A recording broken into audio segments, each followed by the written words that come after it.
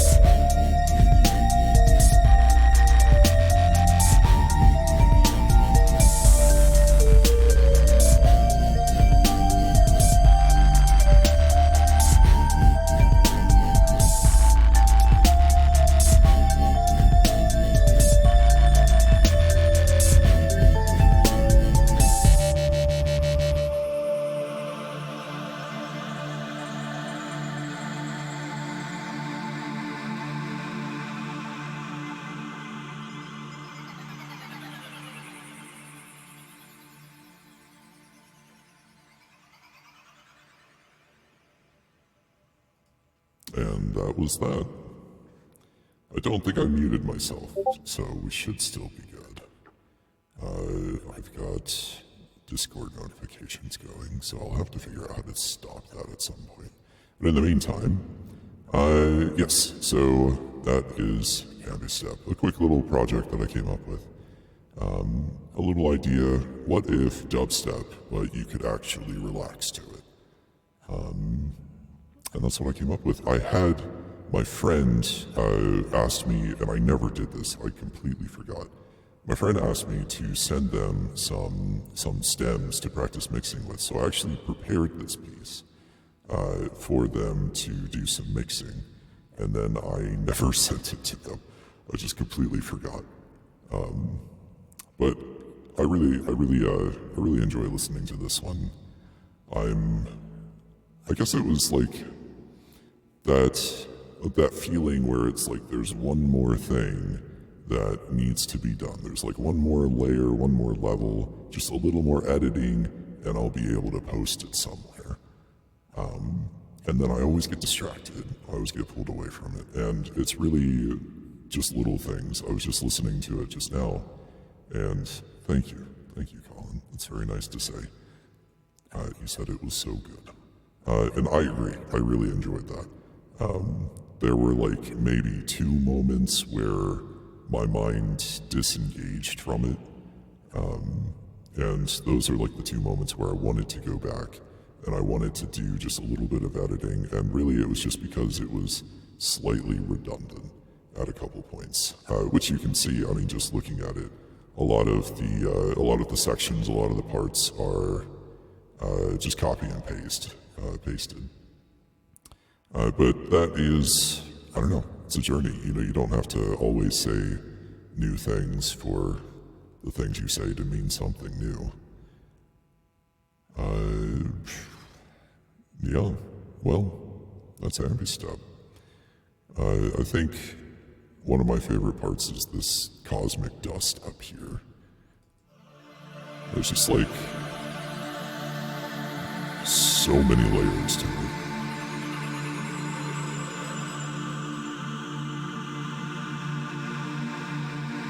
Really, many layers.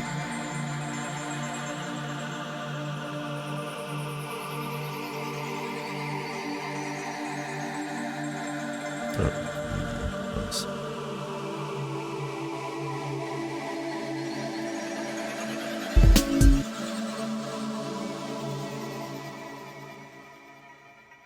That's cool.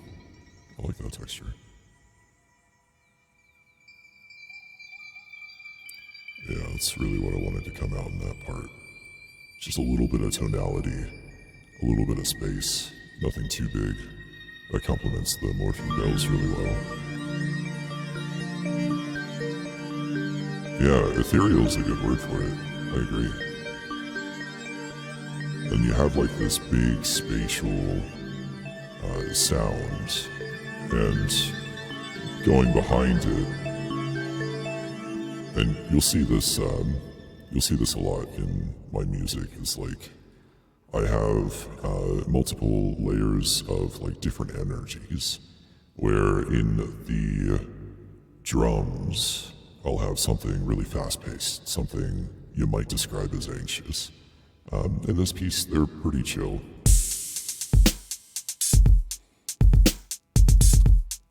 But they're still much more driving, much more active than the rest of the instruments, the rest of the ensemble. So I'm actually gonna take a second. I'm gonna switch over to my full cam. Hello, my face is bigger now. And then I'm gonna see what I can do about these Discord notifications. Notifications, turn off, and done. Okay. So that shouldn't bother us then. In the meantime, actually, let's take a look. I'm gonna pull up Finder. and get back to this logic with small cam scene that I have in OBS. Okay, so we have a lot of things that we could look at here. One of my favorite folders, let's see, there are the stems from my friend Sterling that I had on there. And a step stems. I've got the project and all of the stems and all of the files. I have all of it done, I just never sent it. Let's see, potential scoring. I'm really curious to see what these are like. Cute little orchestral thing. Well, that sounds like a fun title. It does look little, that's for sure. Close. Don't save, we didn't really change anything. And of course it opened over on that screen, which is not helpful. Okay, there we go. I have no idea what this sounds like, but if it's anything like the other 100 things in my library, it's coherent enough to be a thing, but not so coherent to be a whole thing. So, I don't know, it's got a bassoon solo in it, so let's see how that goes. Oh, that's cute. Oh yeah, cute little orchestral thing. Oh.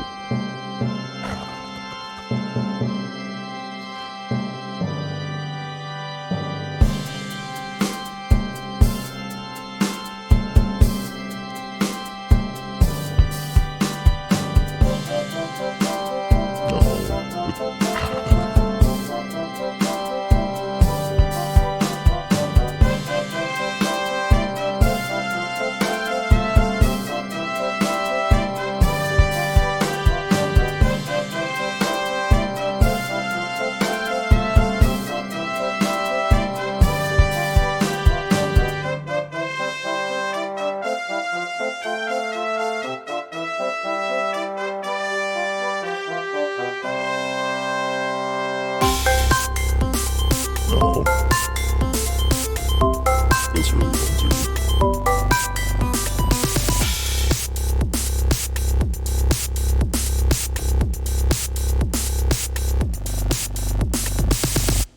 Yeah, cute little orchestral thing. That is a very good title for that. It's adorable.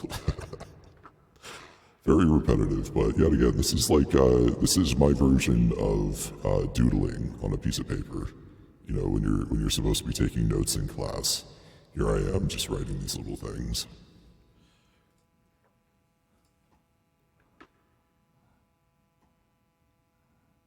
Yeah, that's adorable. Oh, man. Oh, Colin says, I wish my doodling sounded this nice.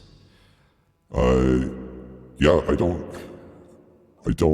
I mean, my experience and my journey with all of this, very interesting story. I started off, my mom asked me one day, way back in high school, I think it was.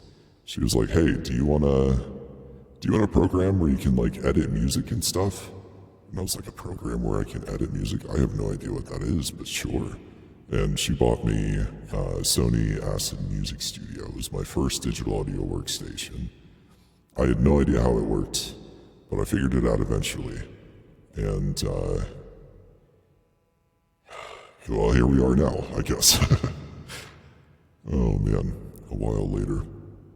I remember in the beginning there were chords. I remember this one. This one's kind of like, it's got a similar energy to this cute little orchestral thing, except I made it a lot later after I had done a lot more work with music in general, but also with Logic specifically. Opening yet again in the wrong screen. It says additional content is needed for this particular project, so I guess we're not going to get the whole thing. And I'm not going to download it now. So, you know what?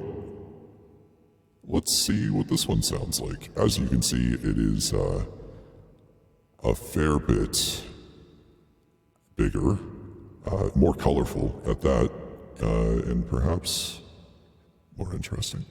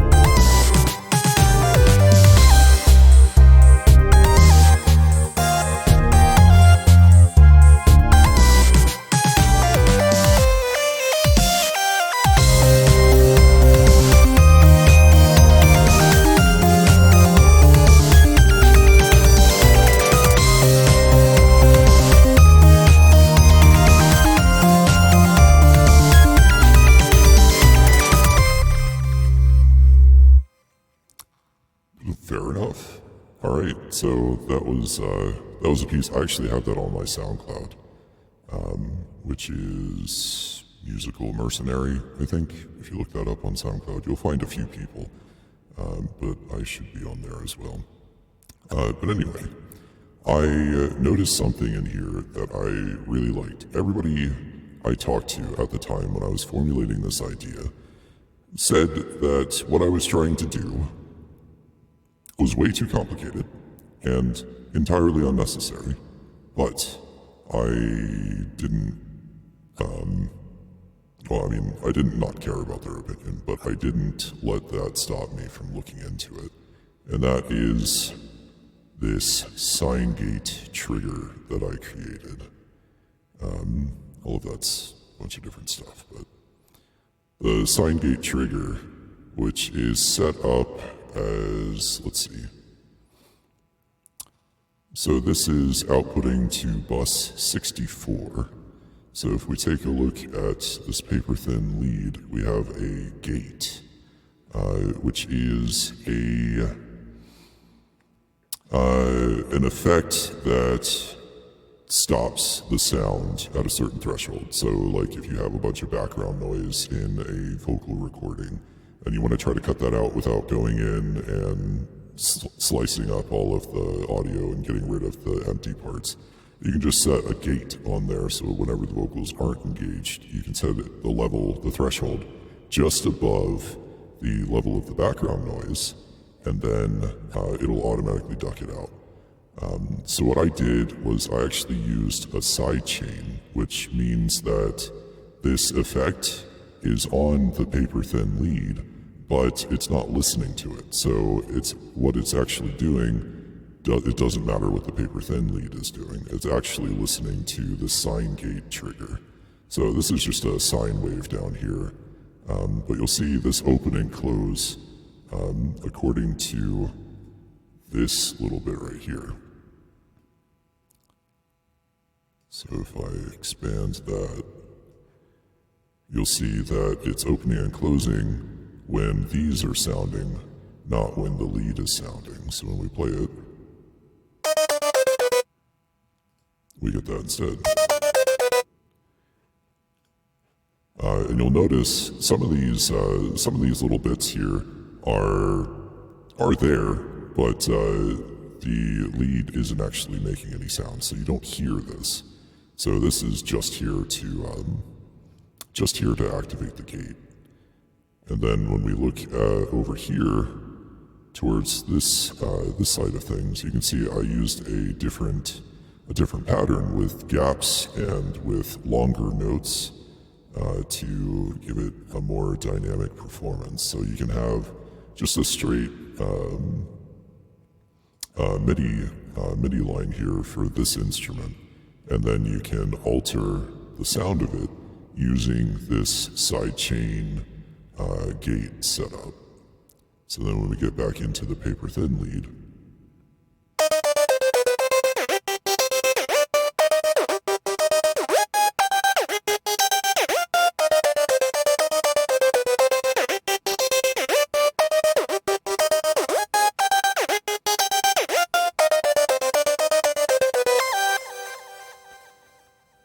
and I have it automated so that it is so that it's active only when I need it to be. Actually, that would be up here on this, wouldn't it? Yeah, it would be on the noise gate.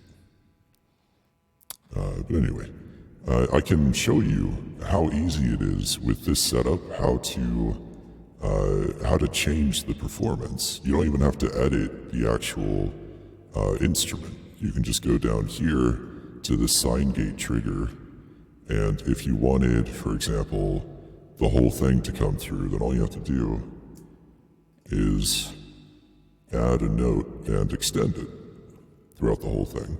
So now, when I play it, this sine generator, the sine wave generator, is going to be sustaining a tone through the whole thing, which will keep this open so that you can hear this whole performance in its original state.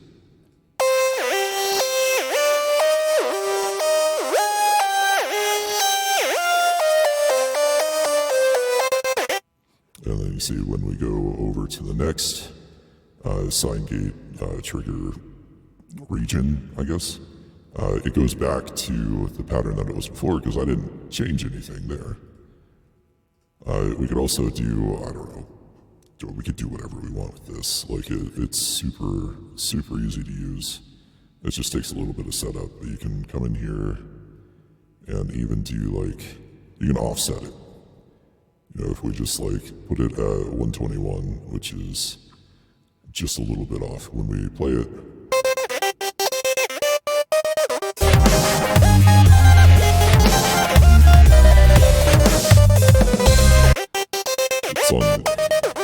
It's on the back end of everything now, so it sounds like it's not being performed correctly, but that's because we have just a sine wave triggering a gate, which is altering the lead synth.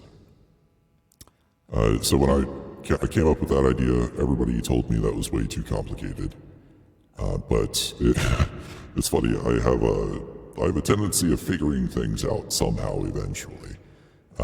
And it's not always the most efficient solution, but it is an option, to say the least. So I invented this and went ahead with it because I just could not figure out a good way to change the performance of a sine gate as easily as I did with this system, because people were like, why don't you just use automation? That's much more messy, in my opinion. This is a lot cleaner. Actually, I needed to do that. But I really like the flute and clarinet solo over here. I was just listening to that. That one's fun.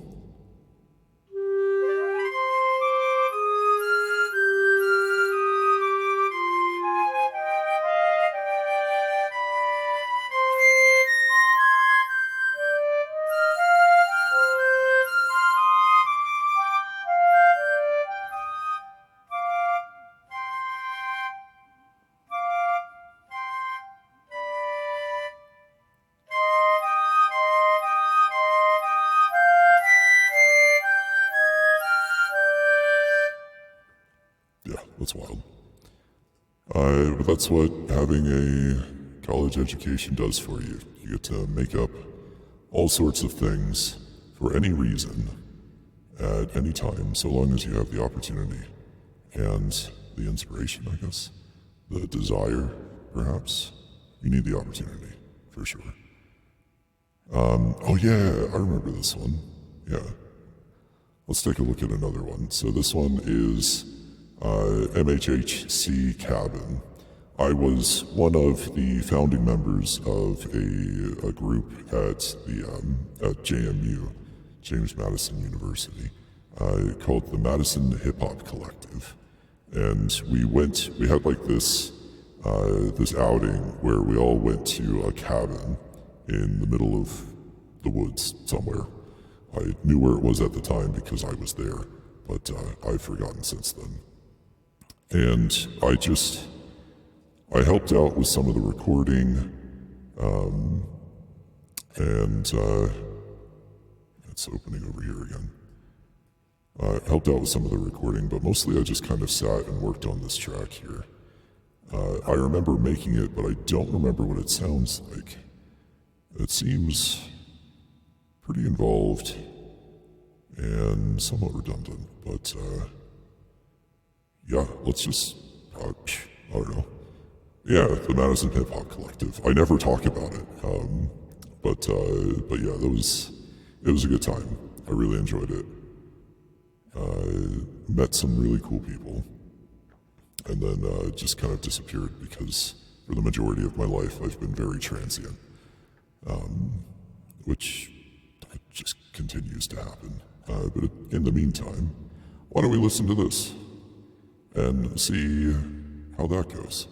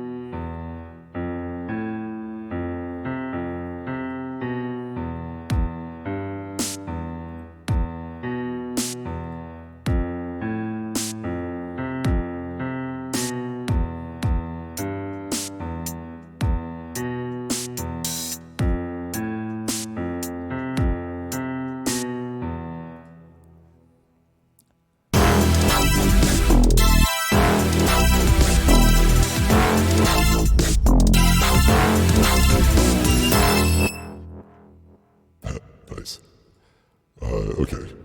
Yes. Hello and welcome. Real quick, Colin, that was a very good point. Enjoying the experience in the moment is very important. I decided a long time ago that I was going to be an old person without regrets. And I figured out the best way to do that was to enjoy every moment that I encounter as best I can, and to value and to cherish the connections that I have with the people in my life. Like you, for example. Whether you're watching for the first time or joining me yet again on this grand adventure. Hello, Stephanie as well. Welcome. Glad you could take a look at all of these, even though I've already shown you most of them. Colin says he's trying to be more like that. Yes, I also am, actually.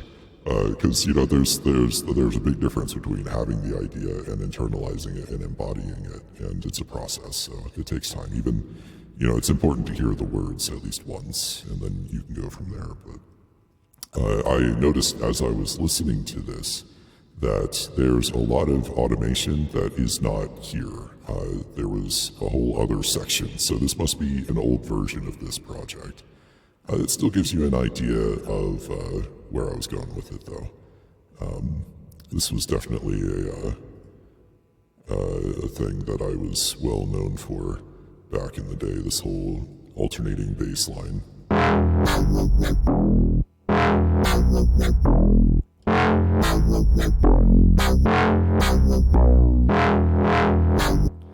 It's so intense. So heavy, but like measured at the same time, which is, well, I think that captures the spirit pretty well. Yeah, so it was a lot of fun hanging out with the Madison Hip Hop Collective. I actually met Andrew, was the person who was spearheading the idea. In the process of establishing a group with James Madison University. Because me and my, there's a link in the chat not to click. That's a very good idea. But I was setting up with my other friend the Society of Composers branch, and it was a very interesting journey. I enjoyed it a lot, and I got to meet some really cool people. So that's one of the benefits of getting a college education is you get to meet cool people. I got a project named Sad. I think that definitely gives you an idea. But if you all want to hear something very sad, I do have a piece specifically for that. I forget where it is, but I can find it. If instead you'd like to see, the gating project, remember that gate system that I was describing? This is where I invented it.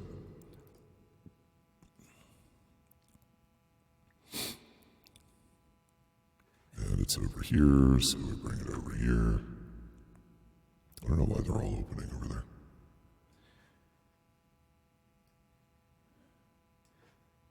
Alright, so we have our sign patterns, our sign gates, and all of this other stuff. I actually used this when I streamed before. I would, Colin says, I'm down for very sad. Okay, I'll pull that one up in a little bit.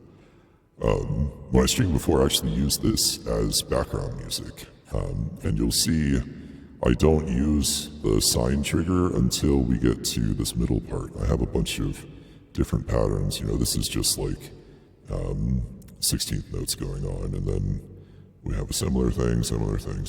But then we start mixing it up a bit, and then change it a lot at the end, where we get longer and longer as the conclusion of the piece manifests.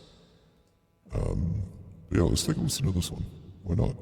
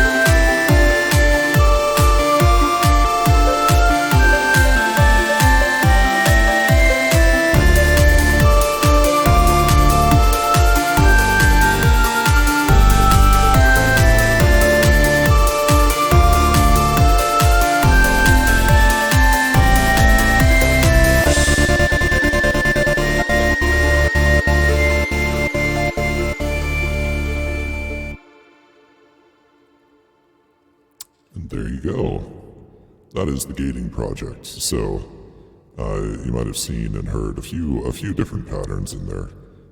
Straight 16th notes being the most common, but then we have the a little bit of syncopation going on, some different levels of rhythms. And then of course, because so a lot of my music can be summed up as like anxious and multi-layered, while having some level of calm to it, some calm element, something soothing. So I capture my mindscape pretty well, I think. Anxious, so many thoughts happening all at once, all the time. But there's something grounding me. I'm really trying to get through each moment because life is hard. But yeah, I really like this piece. I thought it was a lot of fun. I thought you would like it as well. But this is where I invented the sine gate trigger, which I'm sure somebody else has already made, but I didn't know about it at the time. So in my limited pocket of reality, I was the inventor of that. Let's see if there's anything else that looks good. Quasi-atonal, that one's fun. Oh yeah, that'll show you, that one's like, because I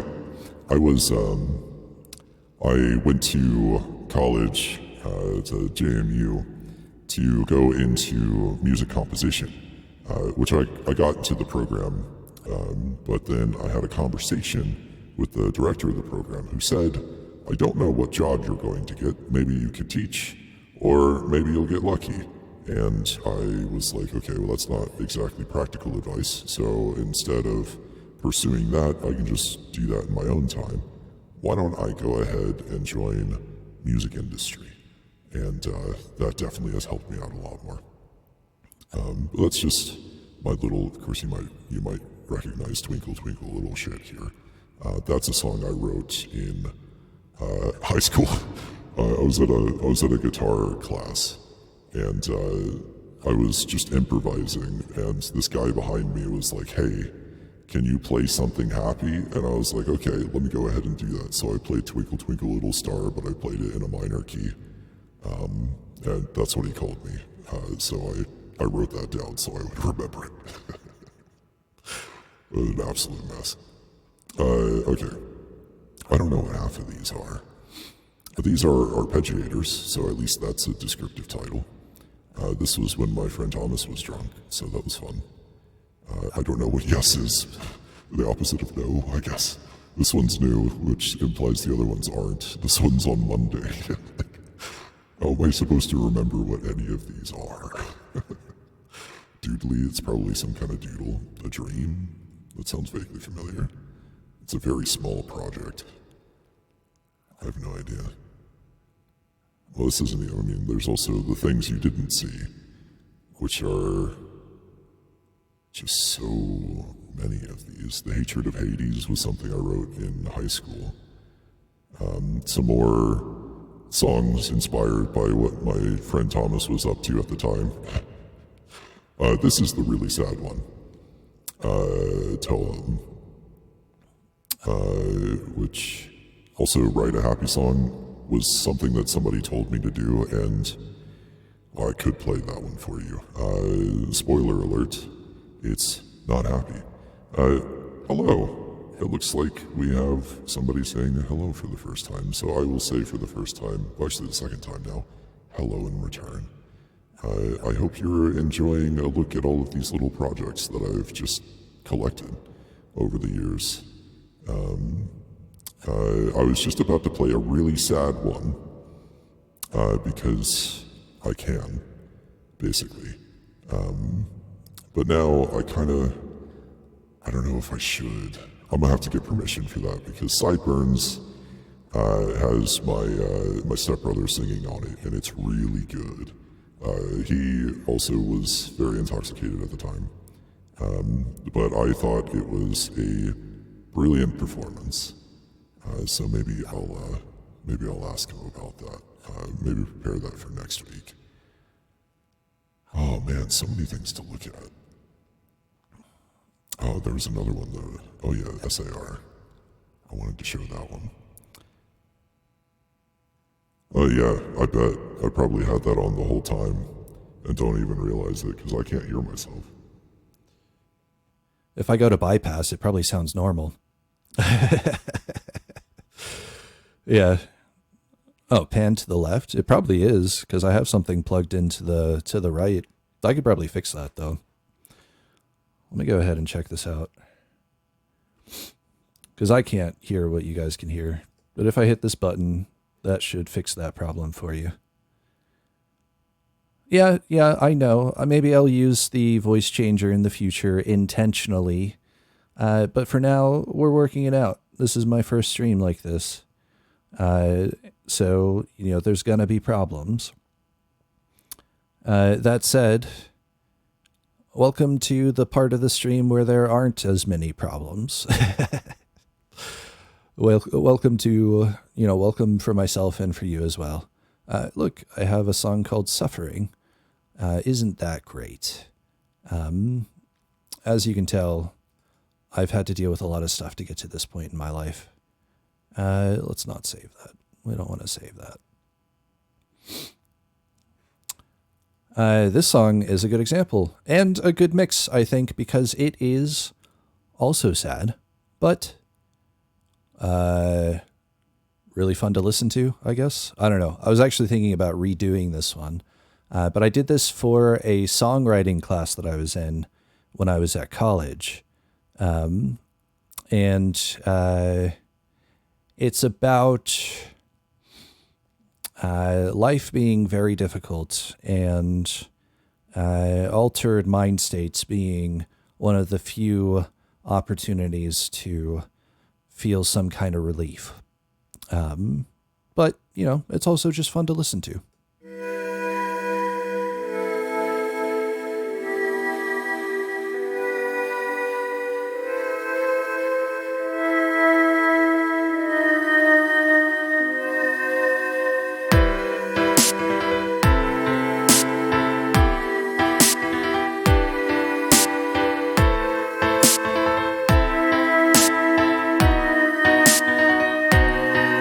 In a world torn apart by envy and greed, where the people are divided based on color and creed, an issue overlooked by the majority.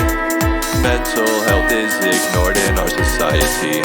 There is no instruction, no sanctuary for the ones cast aside and often buried under calls for equality on what can be seen, on what a few voices consider obscene. So I'll smoke away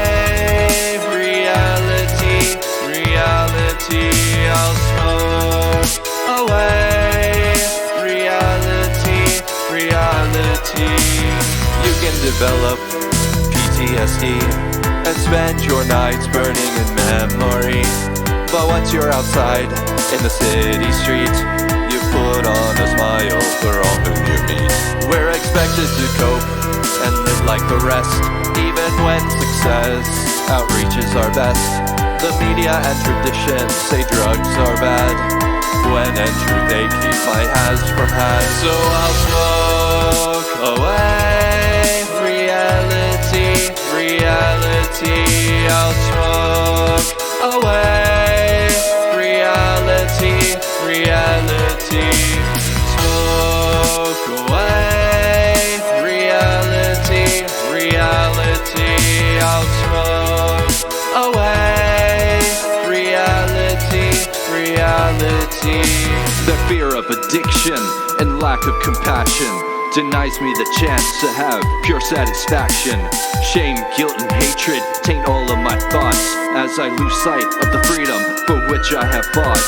So when I smoke weed and cry in the dark, please silence your damn derogatory remarks, because with this cannibalistic mind of mine, the only way to survive is to not be confined. So I'll smoke away reality, I'll smoke away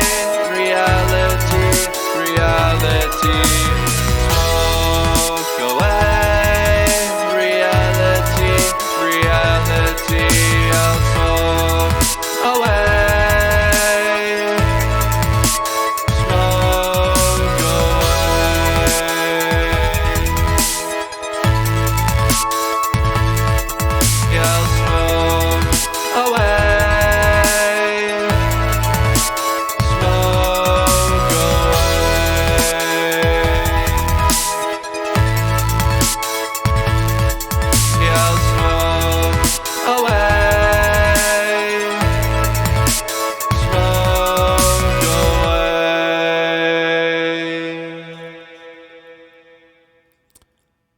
Okay, so I saw for a second a comment about lagginess.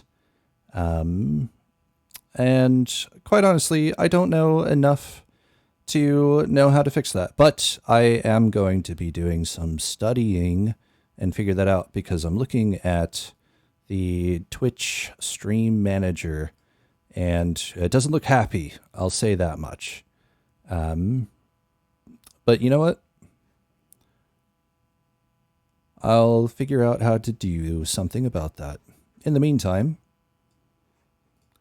why don't we switch over here?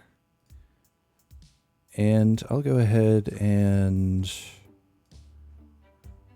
we'll hit that button. And then I'll do all of this. Because I want to find out how to fix that for you.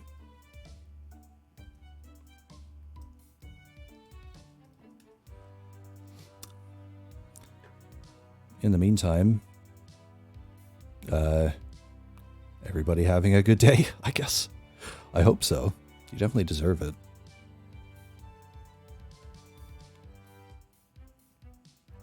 Oh, I don't have that. Okay, so that's not there. Yeah.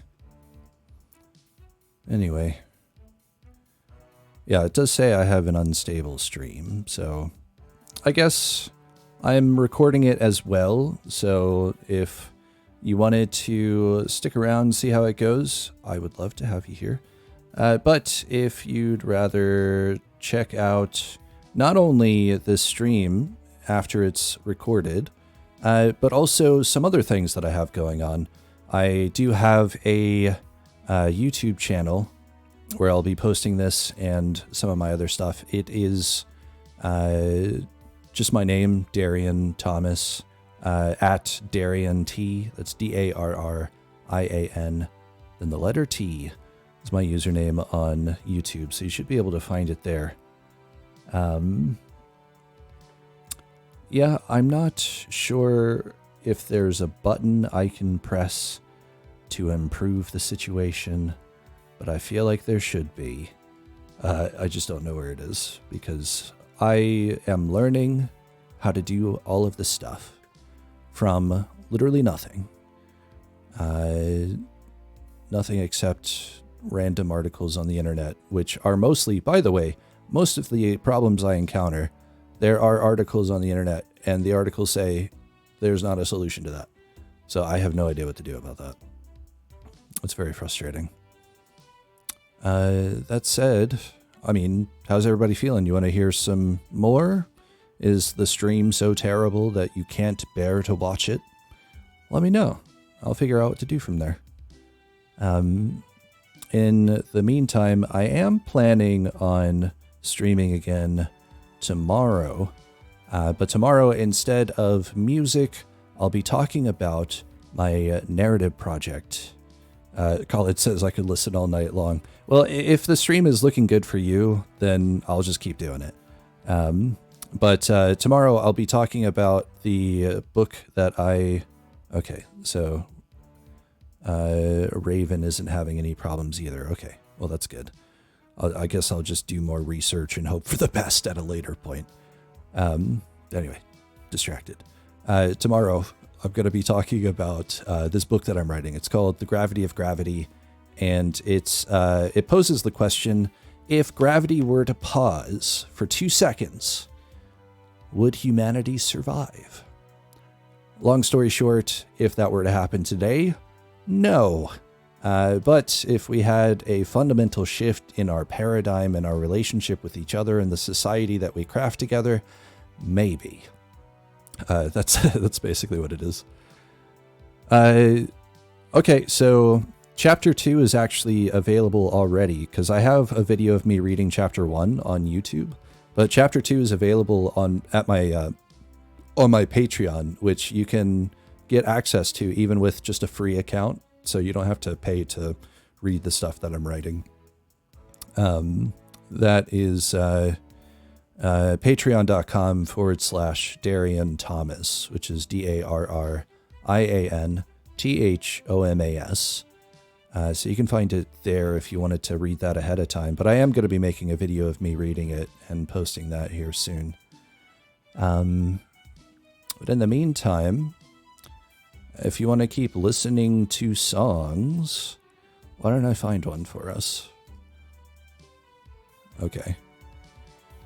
Man.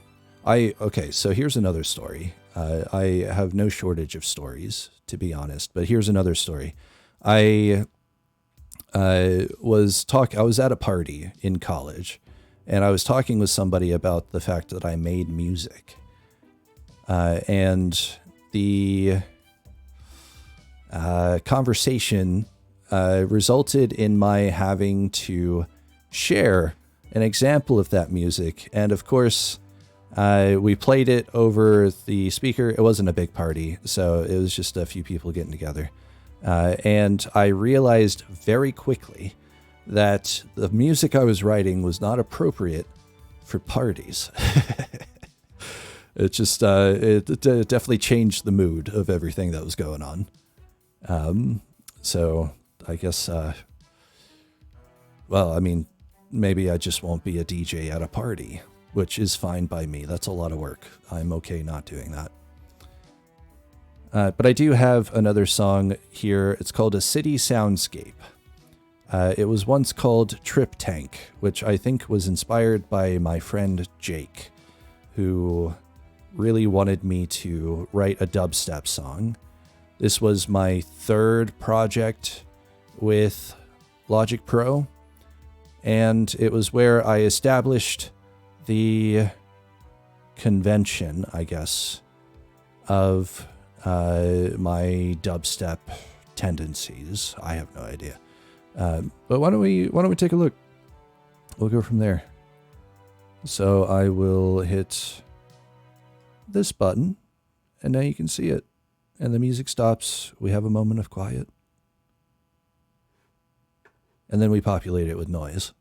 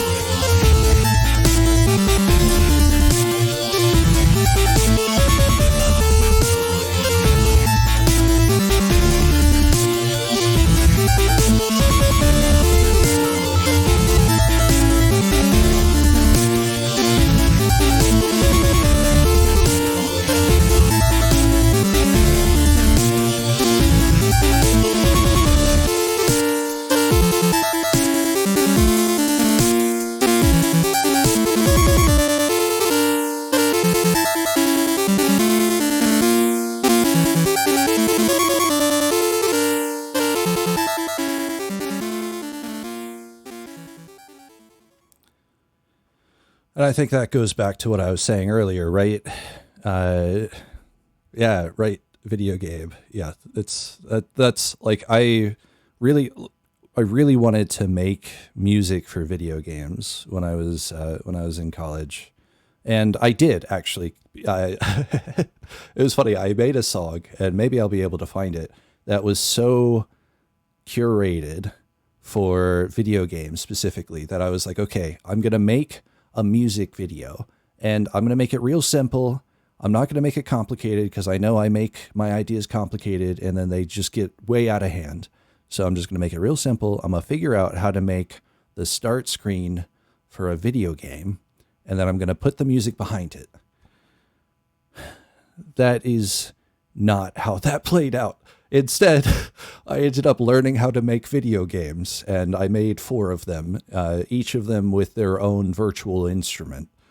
But, you know, at least the music was in a video game.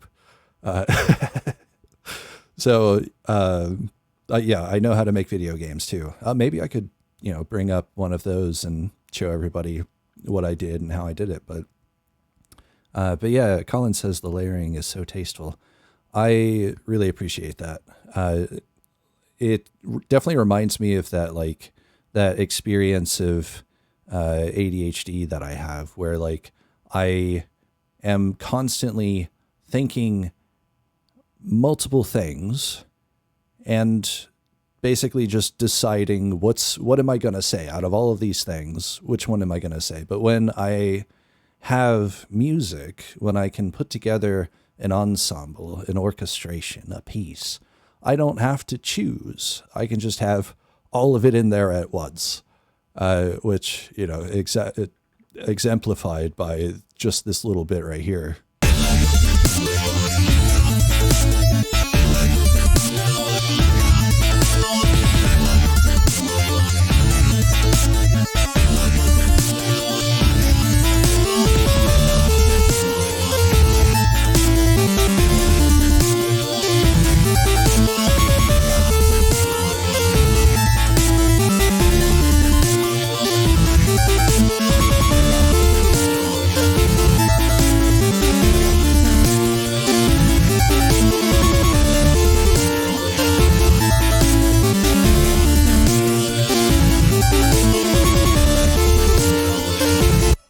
Because in this massive collection of noise, you have so many little things going on.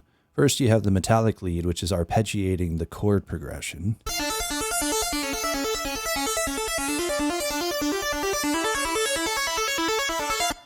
Which is like it's a very piercing sound. Like it comes through the mix pretty well.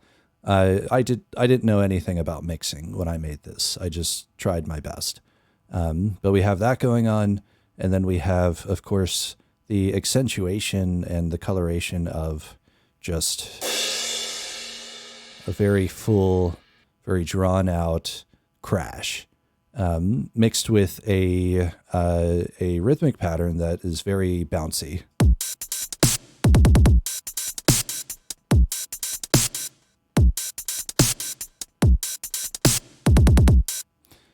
So we have those two elements, not to mention we have a variation of the melody, which is more animated, more staccato, and has more energy as a result.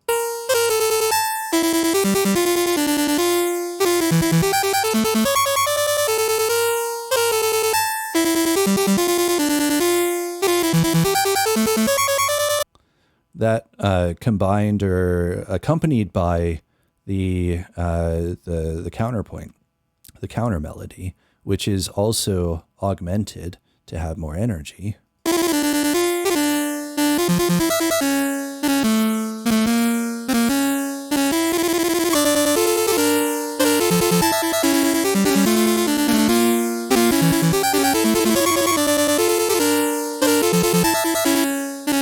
And then, of course, you have everything the bass is doing.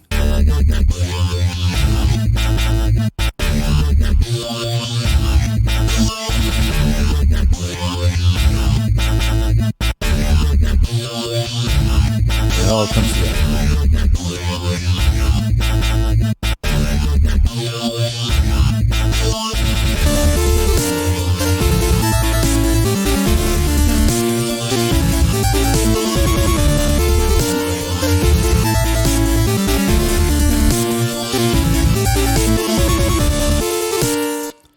Listening to it, I feel like it could get very overwhelming, but when I listen to it personally, I feel a sense of resonance with it, as if in similar situations where somebody ties some words together and you feel as if it represents your reality. Like, this sounds a lot like my mind feels most of the time.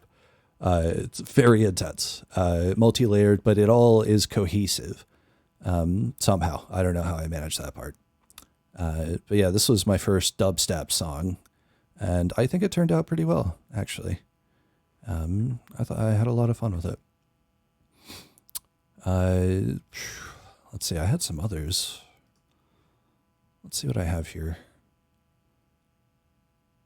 Oh yeah, that's also most of these things you didn't see songs are very sad. Not all of them, but most of them. Oh yeah, I think my first attempt in C major was like, it was a thought experiment where it was like, what if dubstep, but in the most basic key, what would that be like? And if I remember correctly, the answer is not great. Oh, man. Yeah. Let's see. Let's take a look at it. That's what I think. I vaguely remember this not being too great, but apparently I put a fair bit of effort into it.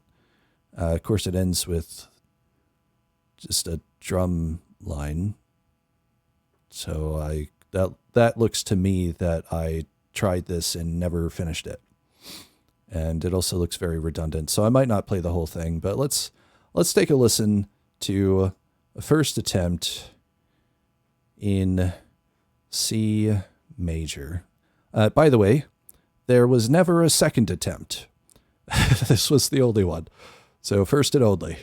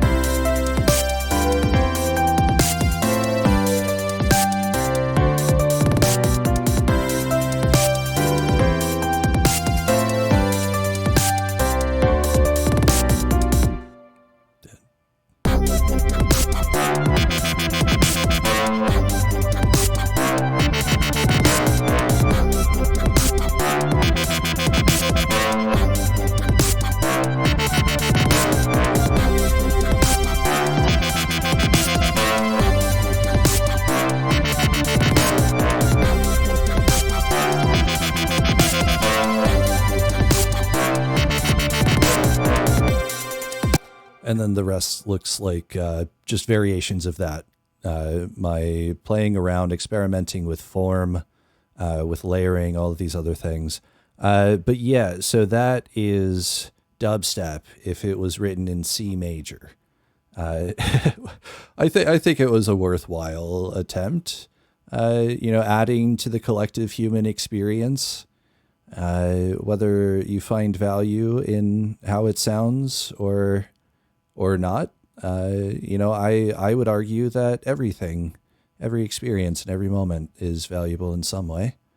Which is a nice way of saying I'm not going to finish it. I'm not going to keep working on it. I'm not going to put it anywhere, but it exists. Let's see here. Ooh, what is this one? Oh, interesting.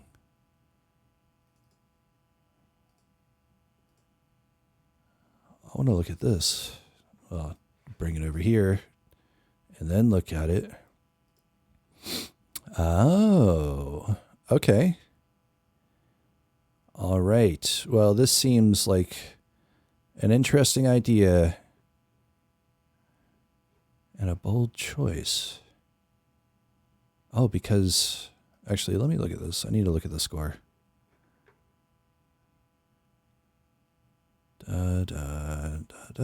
Okay, so that's the intro. I don't know why it says 170. That's not accurate. Okay, so it should be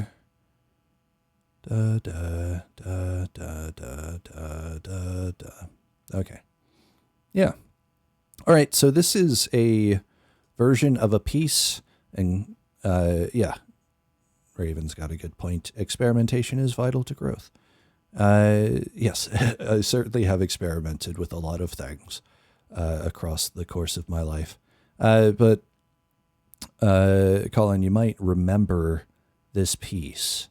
This is a version of the song that I composed when I was still a composition major.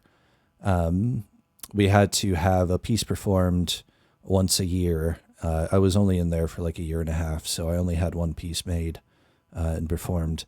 But this is a version I did myself of a piece called Behind the Smile. Behind the Smile ends with a half cadence.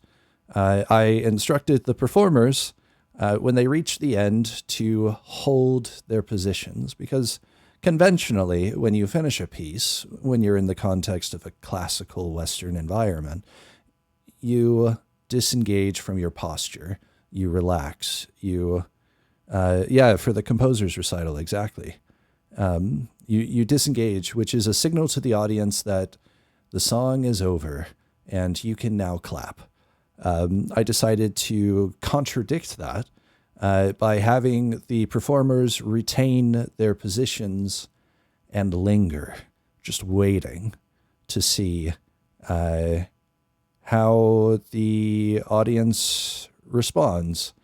I was also not, I remember, I remember a lot of people came up to me after that and, told me their opinions of everything. But so I was in the audience because I didn't want to be up on stage, because the group that I assembled, they could handle it on their own. And I wasn't really the important part. So I was in the audience, and then I remember just sitting there. The song ended. I knew it ended, but the silence lingered for so long, and it could be because I was so sensitive to the expectation, to the place, to the time, and all of this other stuff, that it felt longer than it actually was. But I remember thinking, oh no, I have made a mistake. I ended with a half cadence and told the performers not to disengage from their postures. Nobody's going to know it's time to clap. So I sat in that awkward silence until I just decided, you know what, I'm going to start clapping. So I broke it, and then everybody else started going crazy for it. I remember one of my favorite bits of feedback was, I don't usually like sad music, but I really liked that one. And I was like, cool, bridging the gap. And it looks like I have vocals recorded here. I don't know what they sound like. They could sound like trash. They could sound decent. Who knows? I'm sure I did at some point, but I don't now. So here is Behind the Smile.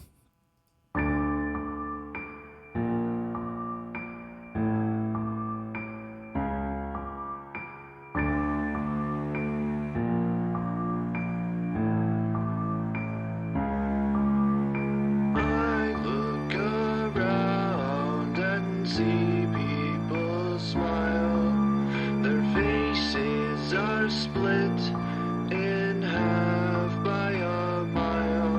I look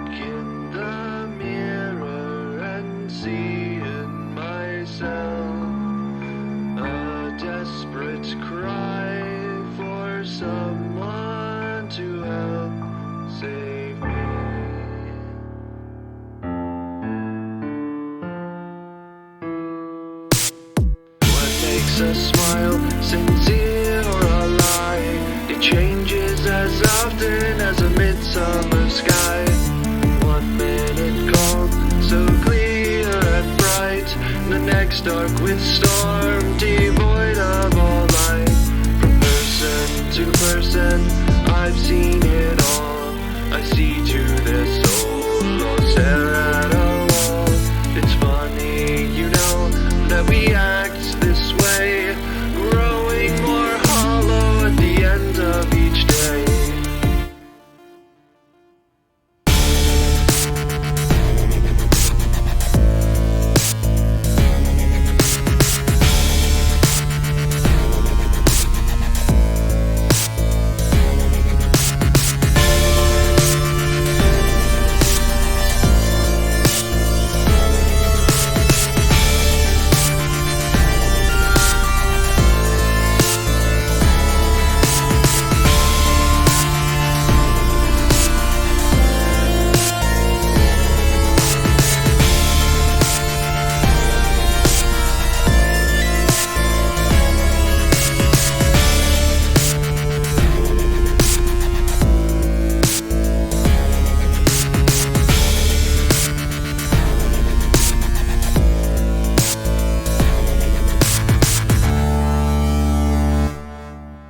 But sometimes the pain can be all too great, and we're left alone, cursing our fate.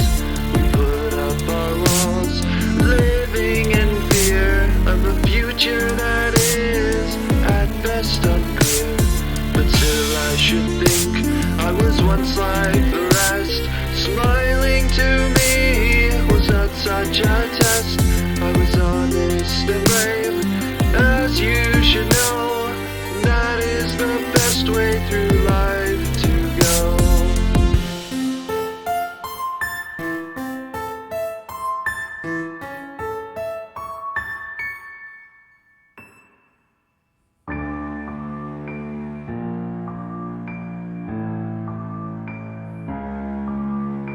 Maybe one day I'll be rid of my pain. Maybe one day I'll break free from this chain. But until then, here shall I hide behind the smile, gazing outside.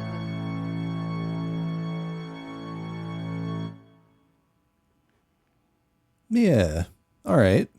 That wasn't too bad. Vocals are, they definitely, okay, so here's what I was thinking when I was listening to them.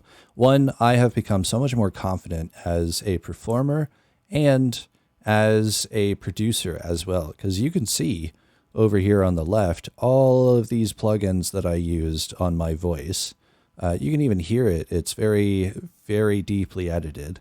And I think that's because I used to hate my voice. I think a lot of people, everyone I know, which isn't everyone, so I can't say everyone, has gone through that thing where they hear their voice. You record it, you play it back, and it's just so uncomfortable, I guess. That I was still in that place when I recorded this piece. But I really like the middle section. Because it was originally written for string trio, piano, and a vocalist. So I really like this part here. If I can get to it, if we go up and over, yeah, these two. I put it in metallic lead here.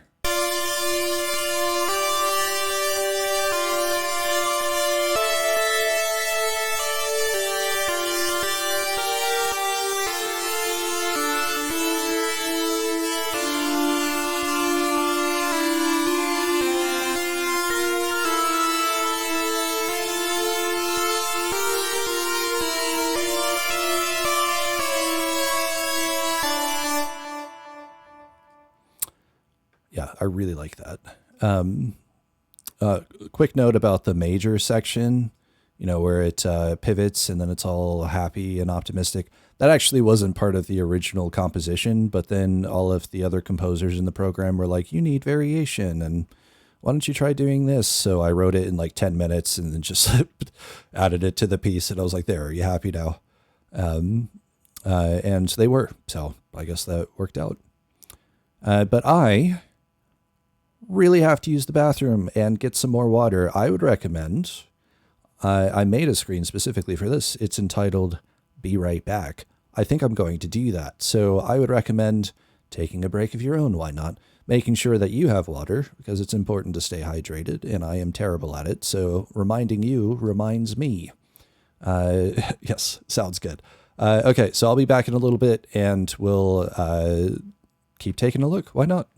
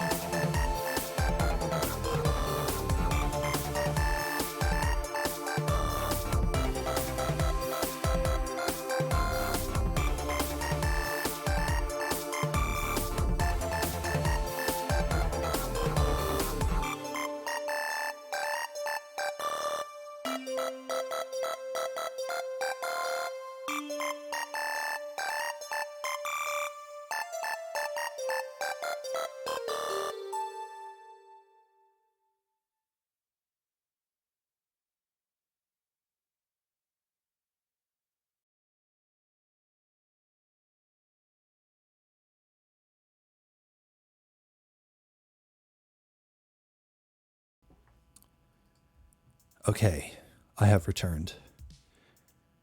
And if I'm correct, you should be able to hear me. And I should sound like a normal person and not like a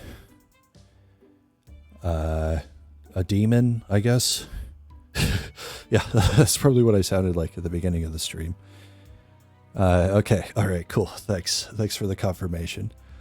Oh man, it's so much fun trying new things, because if you go into it assuming that you're going to make a fool of yourself, then you probably won't be surprised, which is a lot better than expecting yourself to have all of the answers immediately. And you know what? I saw something recently that suggested... Oh, the voice. Gargoth. Yeah, that's what that was for. If you've ever heard of Dungeons and Dragons, that's what I've been doing for the past 5 years. I got into professional GMing with a company that hired me to do something that I didn't really want to do, but it was an opportunity. I thought it would be cool, so I gave it a try. Ended up running the Baldur's Gate Descent into Avernus campaign for like, how many years was it? I don't remember anymore. And I got this Roland VT4 specifically for, about 2 years. Specifically for just having fun with these different voices, and I guess adding to the presence of these characters. That was a wild campaign, though. Maybe I'll talk more about that at some point. I don't know. I have so many stories, and I don't know what to do with them. Except say them whenever they come to my mind. Unfortunately, all of them come to my mind all the time, so it's a process.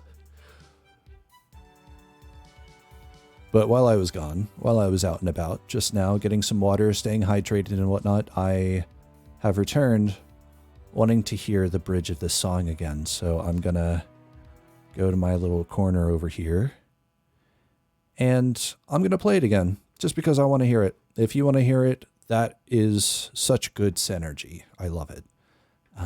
If you don't, like I said earlier, the world is very big. I'm sure you'll find what you want when you need it. In the meantime...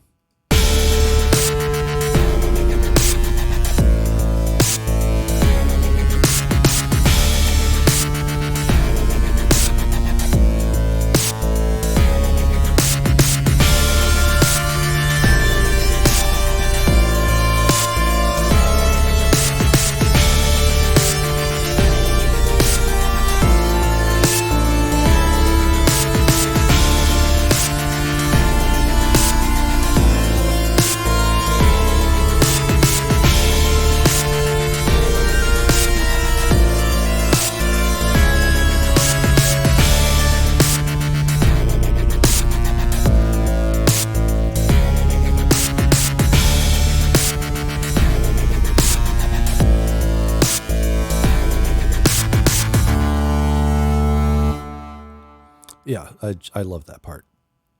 I actually, while I was listening to this, I remembered the very first note of the song that I ever wrote. I remember writing it. I was improvising on the piano, and I was going through so much at the time. As I do want to show you this other piece, the one I mentioned that was just really sad.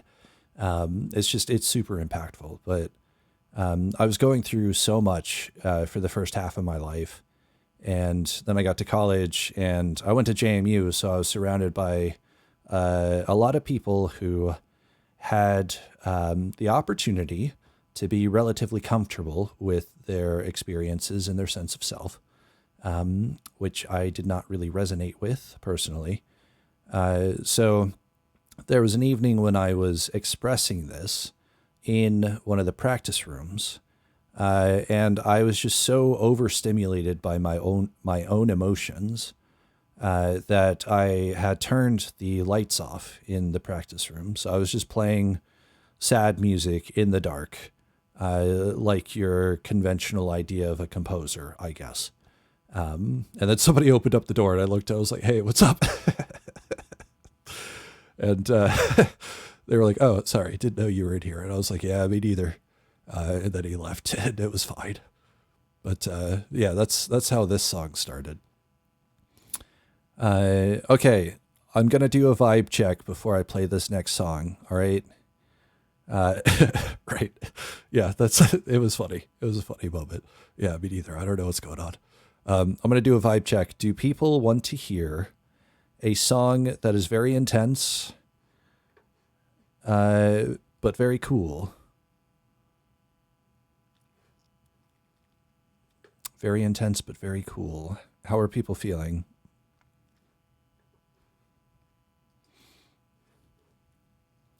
Down for intense. All right. That's 2 people, which is a third of the people that Twitch is telling me are hanging out right now, which is basically how politics works, isn't it?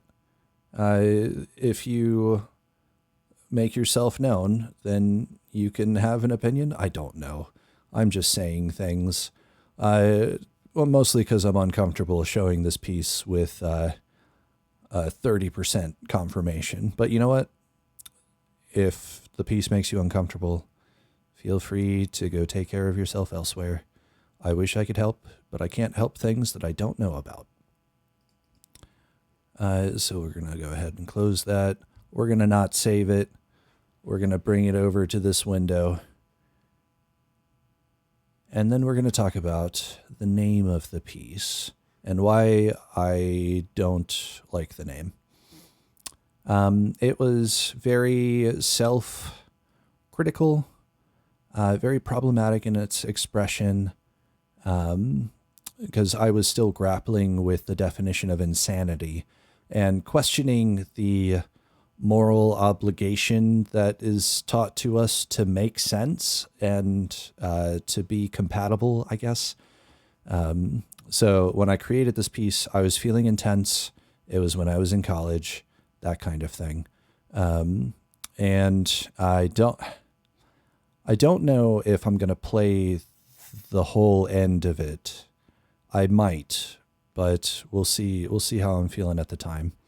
TOAMM represents the title Thoughts of a Madman, which are 2 things that I don't resonate with these days, being mad and being confined by the definition of a man. That said, let's go ahead and listen to this piece. Why not?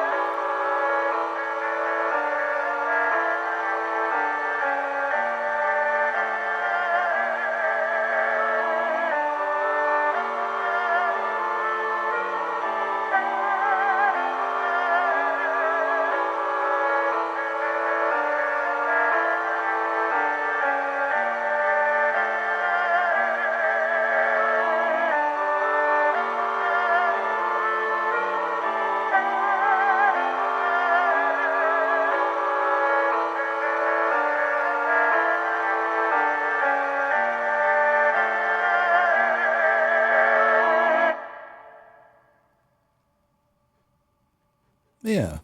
So that's that piece. Yep. Very intense. It reflects something that I used to experience a lot, which was like, how to describe that? It's like you have a thought or a feeling, something on the horizon of your focus, something on the peripheral of your perspective, something omnipresent, and you fear omnipotent. And it slowly makes its way to the forefront of your thoughts, consuming, contradicting, and ultimately getting to a point where, you take a moment to breathe, but it just comes back and it keeps going and it gets stronger and louder and more intense until it's just completely overwhelming. And then an idea appears. The idea, maybe a voice, maybe a thought, maybe something someone else says, maybe some intuition you have, some inherent truth about the nature of our reality. It grabs your attention. It pulls you out of that overwhelming state. And instead you find on the other side an eerie sense of calm that persists. And it feels in a very strange, very uncomfortable way, like home. Yeah, it's definitely a piece that'll make you think, for sure, Colin. That's a good point. I have shown this to maybe 2 other people since I made it, and their reactions have been very intense. Apparently, I'm not the only one who feels stuff like this. Of course, I don't really feel this kind of thing as much anymore these days. But I feel like this piece is very cathartic at the same time because it's like reading a book where the protagonist has some revelation or puts something into words, something you relate to, something that you've always felt but have never been able to express. And, that's at least what the piece did for me when I wrote it. And yeah, I think it's good. I'm always nervous about sharing it because it is a lot. It's a lot to experience and a lot to process, but I do find value in it as well. One thing you might appreciate, if you don't already know, I personally am, I have been gifted with the opportunity to have profound hearing loss. That's a way to say that. So I actually put in the piece the final lead thing. I wrote, because I only have it in one of my ears. So I actually have profound hearing loss in my right ear. So I put the notes D, E, A, and F in half notes at this point, where the things really become overwhelming, because that was something I was dealing with at the time, was like, how am I going to be a composer or a producer or have a relationship with music if I don't even know what it sounds like because I can't hear it? That was really bothering me at the time. Doesn't bother me much these days. I like how this says anal. It's supposed to be analog, but it just happens to be small enough. Anyway, yeah, so that was a lot to deal with. But, I put it in a song, and I think that's pretty good. I don't know if I have anything that's just fun. I have other songs that are intense and heavy, but maybe I could show... Potential scoring sounds potentially interesting. There's one that's like Road Trip or something. I forget what it's called. I really like that one though. I made it when I was on the road. I wasn't driving, of course. There's no way I can make a song while I'm driving. That's not going to happen. Mostly because I'm not going to try.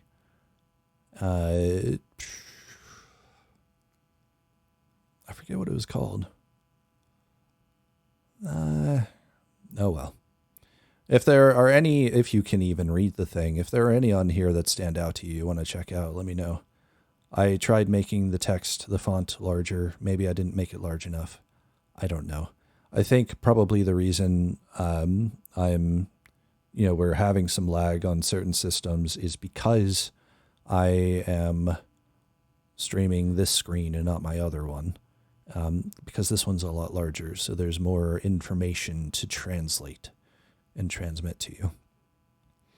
Maybe it's under Logic. No, it's not it. Golden Spirit Fire. That one's interesting. That one, actually, I take back what I said earlier when I said there was not a second attempt at dubstep in C major, because this is very close to that idea, if I remember correctly, which I might not. We'll see. I remember this being incredibly redundant. I remember that, so I apologize for that in advance. But why don't we take a look at it? We'll listen to it, see what we think. It's very different from the last piece, so shifting gears here pretty suddenly.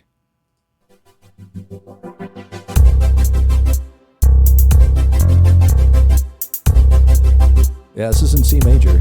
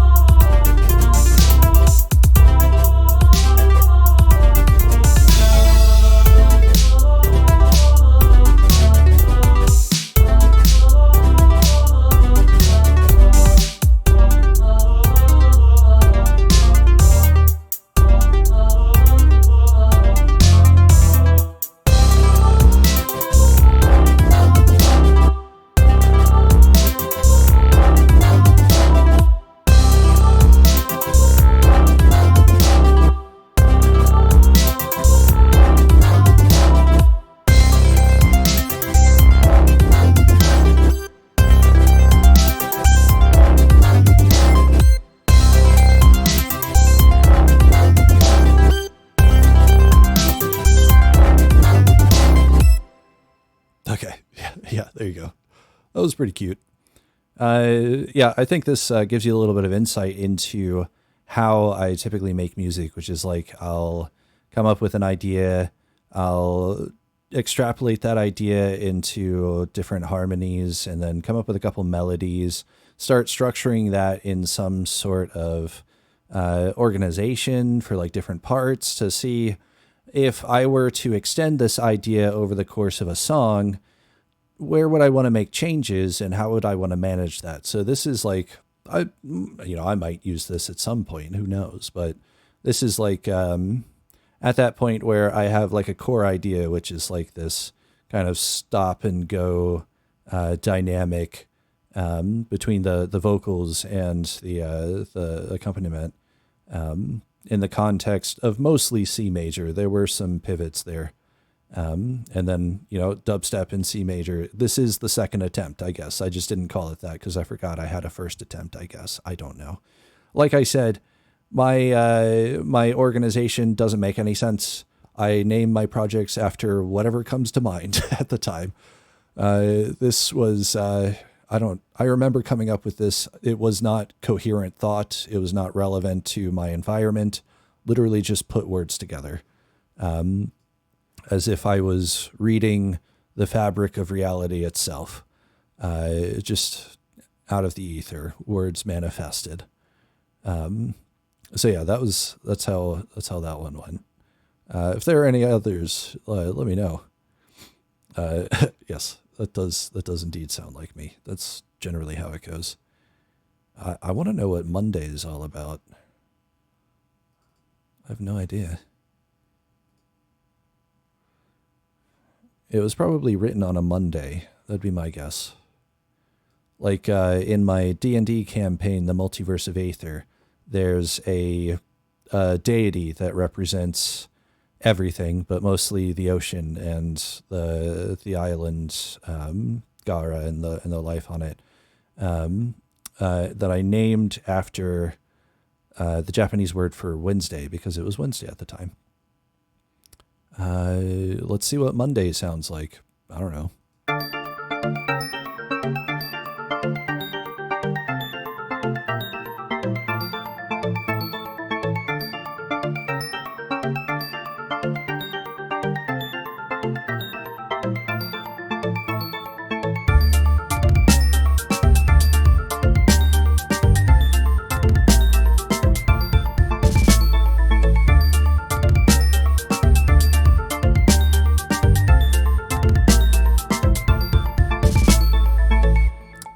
That was weird and very simple, but I loved that drum line. Did you hear that? That was crazy.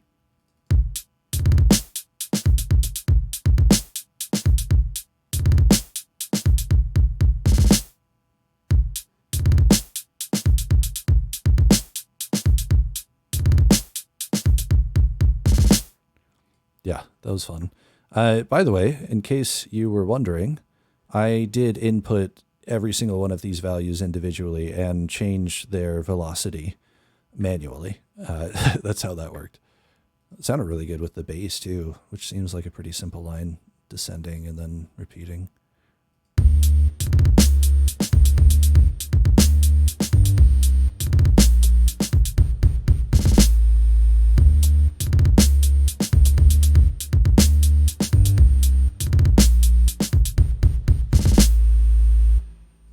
Yeah. Okay. That's actually pretty cool. I like that one. I might check out one more before saying goodbye for the evening. So if anybody has any recommendations or anything that stands out to you, let me know. We'll look at it and then I'll start saying goodbye. I'll let you know what I'm up to and when I'm going to stream next. After all of that. So anybody have a suggestion? Any ideas? I'm going to drink some water. Remember, stay hydrated.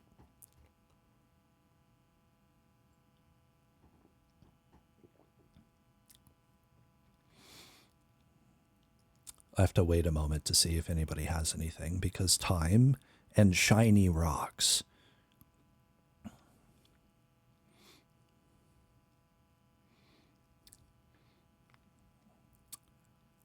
Chill dub sounds fun. There's chill dub and chill vibes, you know. Well, we might have to listen to Twinkle Twinkle Little Shot is the comment, which I think was auto-corrected. So I forget where that is, but here it is. Yes. Okay, so we're going to close that. We're not going to save any changes. It's over here, so we got to pull it over here. Yeah, it looks like I just wrote down the melody, a bass line, threw in a virtual drummer, so I didn't even write the drum line. It's just there so that it literally just like you might open up your notes app and write down something that somebody said so that you can remember it later. I don't know, like writing a little thing in your journal. That's what this is.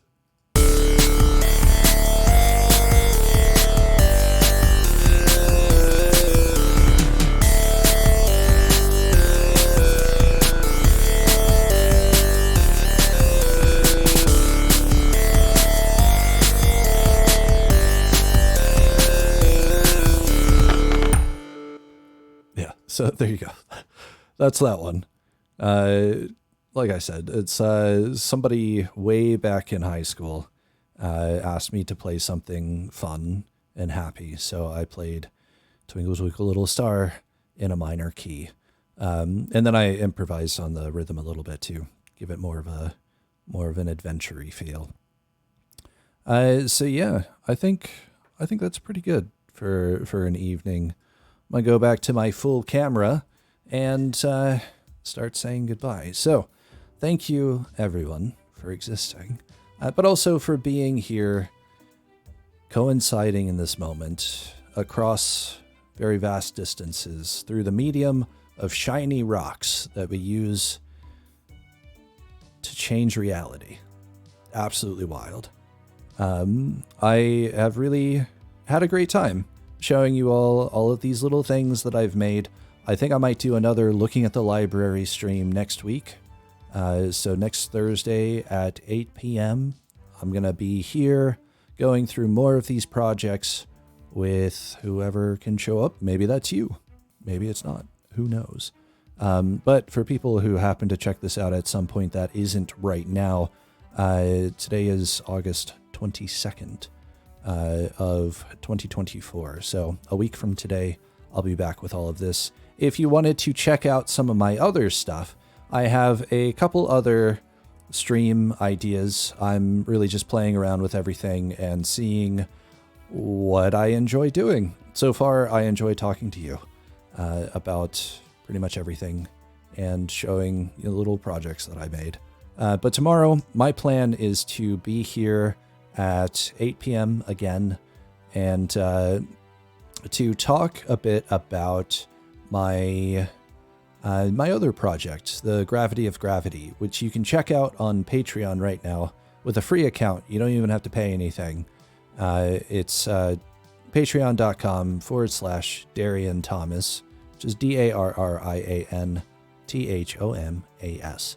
I'll probably set that up in OBS next time so I don't have to spell it out every time. Although some people can't enjoy the visual representation of the stream, so I might still say it anyway. That said, yes, 8 p.m. Eastern Time, which doesn't apply to everybody. So yes, thank you for putting that there. Okay. Yes, I'll be talking about the gravity of gravity, which again asks the question, if gravity paused for 2 seconds, would humanity survive? Long story short, today, no. In a speculative future where humanity has figured its shit out, probably. We're going to find out, hopefully together.